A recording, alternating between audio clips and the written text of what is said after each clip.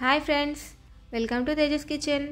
ఈరోజు మన ఛానల్లో హోమ్ మేడ్ అల్లం వెల్లుల్లి పేస్ట్ ఎలా తయారు చేయాలో చూపిస్తాను. దానికోసం ఒక 200 గ్రామ్స్ వెల్లుల్లిపాయ తీసుకొని పీల్ తీసి పెట్టుకోవాలి.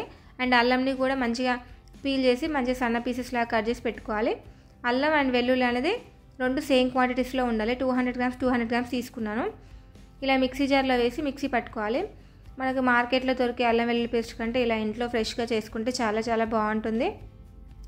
ఇలా బరకగా నూరిన తర్వాత మనం ఇందులో పసుపు, ఉప్పు, నూనె వేసి మంచి పేస్ట్ లాగా మిక్సీ పట్టుకోవాలి. ఇలా పట్టుకోవడం వల్ల మనకి ఎప్పుడు యూజ్ చేసినా కూడా ఫ్రెష్ ఫీలింగ్ అనేది వస్తుంది. పసుపు, ఉప్పు వేయడం వల్ల ఇవి మనకి నిల్వ ఉంటాయన్నమాట, అసలు పాడవకుండా ఉంటుంది.